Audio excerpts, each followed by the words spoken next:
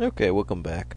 We are continuing along, and we are getting very close to the Lost City. I think there's going to be one more scene beforehand, which hopefully can knock up our honor points a little bit, because I would like to have at least one battle.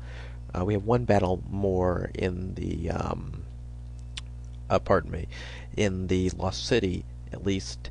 And I'd like to have you guys see the honor shield. I did have the last time I played as a paladin.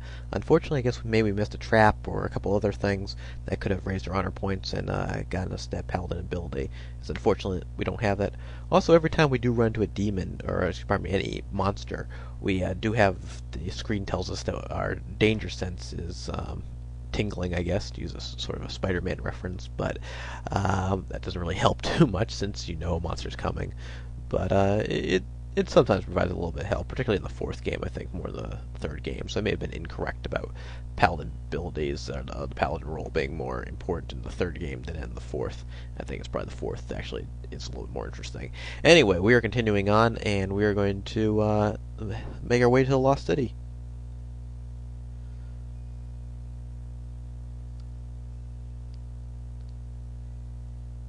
Maybe.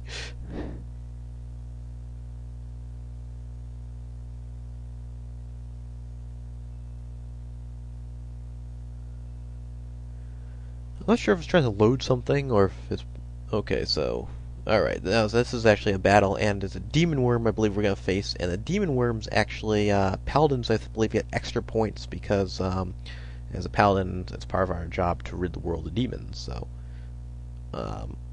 Alright, so our paladin instinct is warning us of the approaching danger. The fact that the ground is moving is also probably a good tip-off. So there's our demon worm buddy, and let's see if we can handle this guy without getting killed.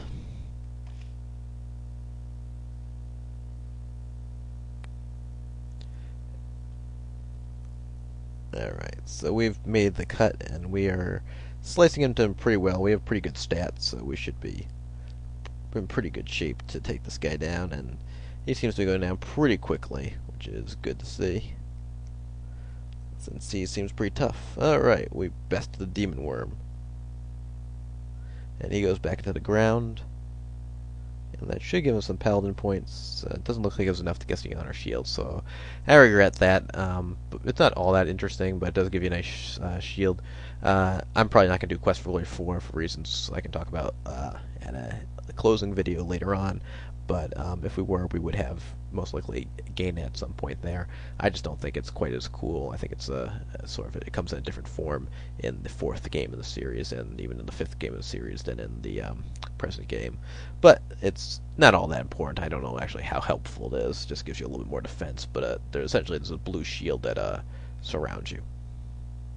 Okay, so we go in there, and the monkeys don't want to really follow us there.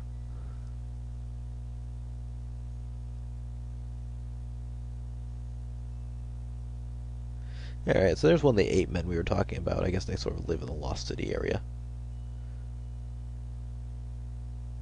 So we only have a slight sense of danger. Nope, we're going in there. And Manu is not too happy. So we're in a pretty good place to save, so let's just take a quick pause. Alright, I'm just showing our stats. It looks like we have pretty good paladin points and pretty strong honor. You probably need 60, I would imagine, to get there, so probably one thing or two things we missed. I don't think we did anything too dishonorable. I think we're trying to be pretty careful. But we still have a little bit of a shot to possibly see the honor shield. Anyway, we'll ask Manu a couple questions, but I pretty much know what to do. Alright, tell him about honor.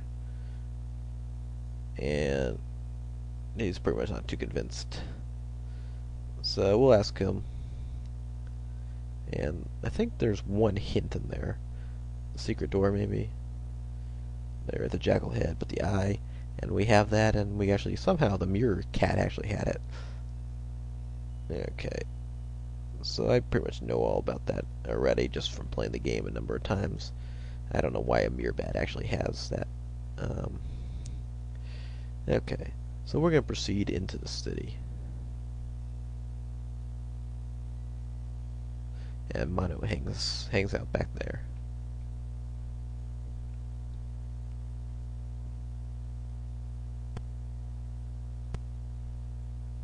So there's one of the 8 men. We might actually get to fight him, I'm not sure. I'll actually try to do that, since we didn't get an opportunity to fight him in the main jungle, so we were feeling a sense of danger. The one thing we probably should do is use our paladin healing ability. Okay, and because it takes out some stamina, we've got plenty of these pouches, so we should be in good shape. Alright, because we have one big battle that might come up, in addition to possibly dealing with the 8-man. And we can't really go up the stairs or anything. There's not too much to explore, like many things in this game. it's deceptively limited. Alright, and for some reason the mirror bat has the eye for the jackal.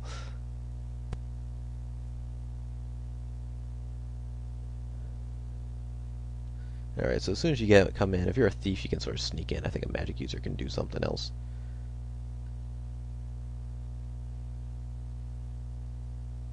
And these are two goons, and this sort of situation exists a lot of times, where two guys aren't too happy. Actually, I guess it's only probably 2 games. This is in the 4th game, if you recall some of the characters at the bottom of the castle, near the dungeon, kind of had the same sort of conversation.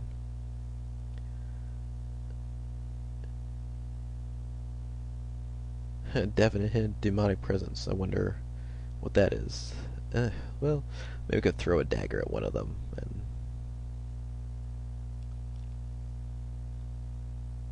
and that should get the ball rolling for a bitter battle.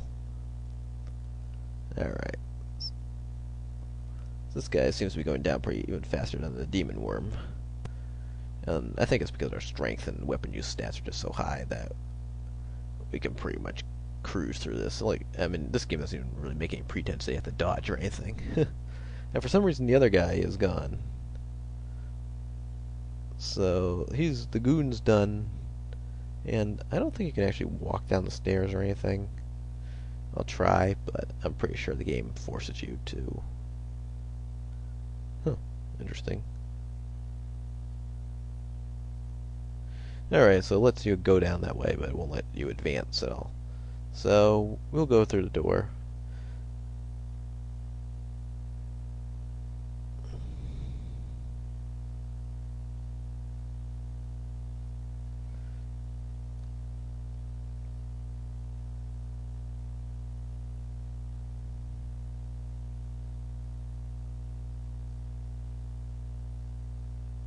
And so this is Rishaka, or Rikishi and Krisha's daughter, and she's telling us a little bit about the demons, but all of a sudden she turns into a demon.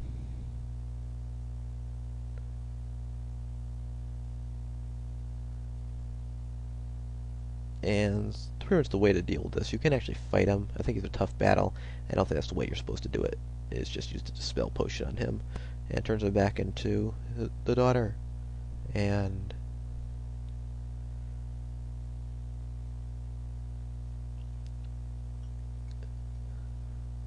pretty much all our friends come at the end to aid us, and they turn out to be not a huge help, but and if we don't have the music up, but if we did, each of their theme music actually plays as each one of them comes to help us. I'm not sure how Johari got mixed back up with everybody else, particularly since the Simbani and the leopard people are going to war. And since I guess this guy's the new chief too, it's kind of weird that he's showing up, but I guess we helped him out enough that he's happy with us.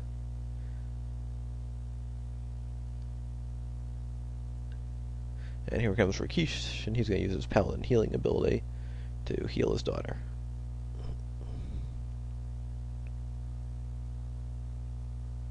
Kind of odd they have to say that to do it, seeing as we can do that without any incantation.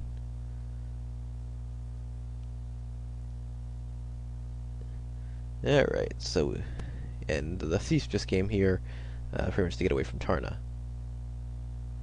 And the prophecy, I guess, says that 5 people will come to fight. And she is willing to fight. And this prophecy just kind of was pulled out of thin air. So, it's weird, but such is this game.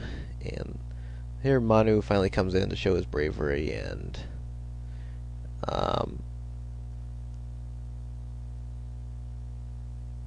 we're gonna let this run a little bit long, but I think it'll be okay. And he's gonna help us out in the end, and that proves the prophecy. And the thief gives him a hard time, but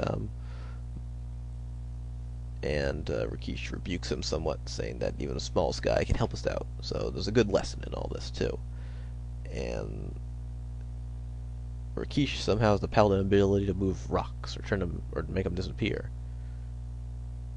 And hopefully we can pause it at some point. Yeah, good. Alright, then we're closing up this one since it's getting pretty close to the end, and we'll be back for the final couple episodes.